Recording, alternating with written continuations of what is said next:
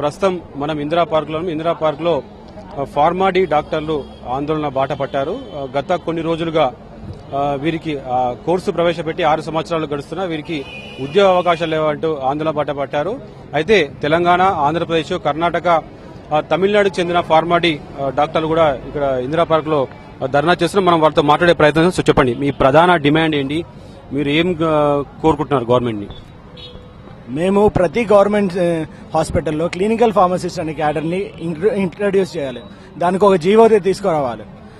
మేము మాటల్లో చెప్పినట్టు మేము నాణ్యమైన వైద్యం అందిస్తామనే మాటల్లో కాకుండా చేతల్లో రావాలంటే మాకు క్లినికల్ ఫార్మసిస్ట్ అనే క్యాడర్ ప్రతి గవర్నమెంట్ హాస్పిటల్లో, డ్రగ్ ఇన్ఫర్మేషన్ స్పెషలిస్ట్ ప్రతి గవర్నమెంట్ హాస్పిటల్లో ఉన్నప్పుడే నాణ్యమైన వైద్యం అందరికీ అందుతుంది. మనము వందల కోట్లు ఇచ్చి మేము ఇస్తున్నాము, జాబ్లు ఇస్తున్నాము, అవి ఇస్తున్నాం అంటున్నారు, కానీ మాకు ఒక క్యాడర్ ఉందని ఎక్కడ లేదు. మేము ప్రతి దగ్గర జాబ్లు ఇచ్చే ఏ కాలంలో కూడా ఫార్మ్ డి అనే క్వాలిఫికేషన్ లేకుండా ఇస్తున్నారు. మేము చదువుకునే పై చదువులకు వెళ్దామంటే అక్కడ క్వాలిఫికేషన్ లేదు. మేము చదివి 6 సంవత్సరాలు 6 లక్షలు పెట్టుకొని చదువుకున్నాక మాకు ఎక్కడ జాబ్ లేకుండా ఎందుకు? ఇది ప్రస్తుతం 5,000 మందికి పైగా పాస్డ్ అవుట్ వాళ్ళు ఉన్నారు సార్, ఫార్మ్ డి డాక్టర్స్ ఉన్నారు.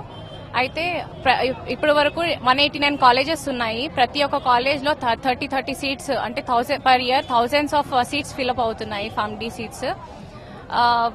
మెయిన్లీ జాబ్స్ దగ్గరికి వస్తే మాకు ఒక క్యాడర్ కావాలి అని కోరుకుంటున్నాము. Ministry of health Kamineni Srinivas గారిని కలిసాము, చంద్రబాబు నాయుడు గారిని, తెలంగాణ నుంచి కేసీఆర్ గారిని కలిసాము. వాళ్ళు లెటర్స్ ఫార్వర్డ్ చేస్తున్నాము, అర్జీలు పెట్టుకున్నారు, లెటర్స్ ఫార్వర్డ్ చేస్తున్నాము అని అంటున్నారు. కొన్ని ఇయర్స్ నుంచి ఈ లెటర్స్ ఫార్వర్డింగ్ జరుగుతుంది సార్. ఇంతవరకు మాకు ఎటువంటి సొల్యూషన్ దొరకలేదు. అందుకే ఈ రోజు మేము ఈ ధర్నా ర్యాలీ నిర్వహించాల్సి వస్తుంది. థౌజండ్స్ ఆఫ్ స్టూడెంట్స్ రోడ్ల మీద ఉన్నారు. ఈ రోజు ఫార్మసీ కౌన్సిల్ ఆఫ్ ఇండియా 2008 లో స్టార్ట్ చేసింది ఫార్మ్ డి అనే కోర్స్ ని.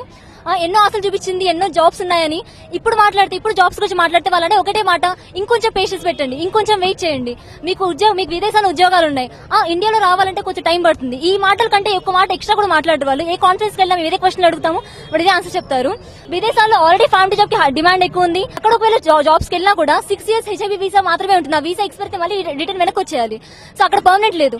సో విదేశాల్లో జాబ్స్ అనేది ఉత్తి భ్రమ మాత్రమే. అది ఊరికే అలా కల్పించారు పీసీఐ వాళ్ళు మమ్మల్ని మోసం చేయడానికి. పీసీఐ గవర్నమెంట్ ఇండియాలో రికగ్నైజ్ చేసినప్పుడు వీళ్ళకి ఇక్కడ అవకాశాలు ఉంటాయనే కదా పిల్లలందరూ చేరి ఉంటారు.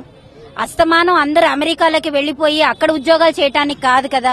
పిల్లలందరూ ఇక్కడ కష్టపడి డాక్టర్లతో పాటు సమానంగా వాళ్ళు కూడా వాళ్ళకంటూ ఒక అవగాహన ఉంది కాబట్టి పేరెంట్స్ అందరూ కూడా దాని గురించి తెలుసుకొని వాళ్ళందరూ లక్షలు పోసి చేసి చదివిస్తున్నారు పిల్లల్ని.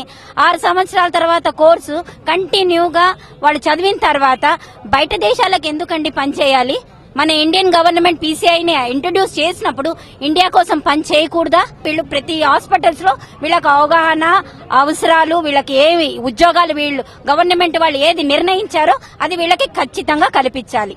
ఏంటంటే కేంద్ర రాష్ట్ర ప్రభుత్వాలు తమకు ఖచ్చితంగా ఉద్యోగం కల్పించాలి, ఉద్యోగం ఇప్పించాలని చెప్పేసి కూడా ఫార్మాడీ డాక్టర్లు చెప్తున్నారు. అంతేకాకుండా ప్రభుత్వ హాస్పిటల్లో ఫార్మాడీ డాక్టర్ల ఆవశ్యకత ఎంతైనా ఉంది, తమను వెంటనే విధుల్లో చేర్చుకోవాలని చెప్పేసి ఇక్కడ ఫార్మాడీ డాక్టర్లు చెప్తున్నారు. కెమెరా గోపితో కలిసి నరేందర్, TV5 హైదరాబాద్.